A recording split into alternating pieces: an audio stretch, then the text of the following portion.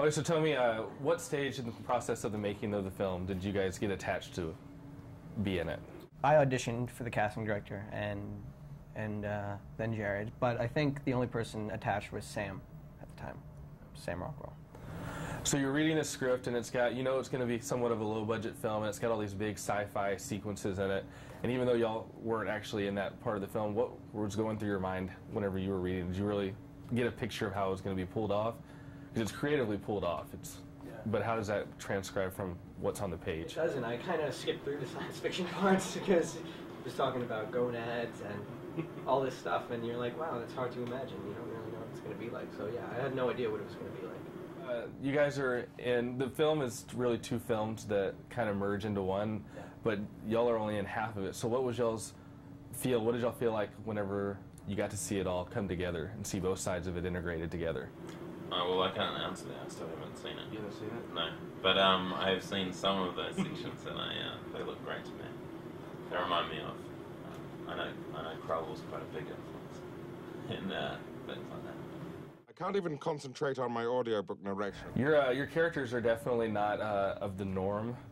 I guess you've definitely got some quirky characteristics about it. What did y'all use as inspiration to bring your characters to life? Well, they're sort of normal within the world of the Hess comedies. Yeah. No, yeah. But just like everyday life, I mean, y'all don't walk up and down the street like that, or maybe you do. The first line that describes Benjamin, it says, stone-faced. And so I thought of Buster Keaton and his mannerisms and how he really doesn't smile that much. And then I just thought what it would be like to actually live in that world where you don't really smile, and it just became kind of pathetic and really melancholy. You love to write fantasy fiction, except the character names in your stories are suffering. Need thou not be afraid? We can add Onius, Ainus, or Anus to just about anything, and it becomes magical. It's kind of set there. Yeah. The whole premise kind of revolves around sci-fi. Are y'all, either one of you guys, sci-fi fans in real life? I used to read a few sci-fi comics when I was a kid. This was during my paperboy phase, which I'm out of now. The best part of the movie for me, I guess, was whenever the beanbag pillow, whenever you just get smacked over the head. Mm-hmm. So my question to you is, how many did you ever intentionally mess up to where you had to keep redoing the take?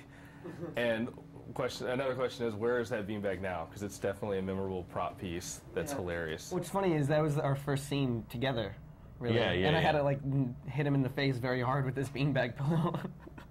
And it is funny in the movie, and it does look like he could knock me over with that thing, but it was actually so soft. Oh, really? Yeah, I thought I had a hard time believing that. It's like being hit with a feather that's wrapped in a bubble. It's just so soft. No matter how many times he did it, it doesn't. But it looks great in the film. Easily the best part. So since it was the first scene, I didn't go, come on, man. Yeah. Couldn't knock me over with this. Look, I'm 6'1". But I've got one of those beanbag pillows. Oh, you do? Yeah. I don't know if it's the one. Bean pillow. So what do you guys have coming up next after this whole tour thing's over with? Yeah, I'm doing a part in a feature film, that's what they're called. An animated film called Despicable Me, and we're in the process of recording it at the moment.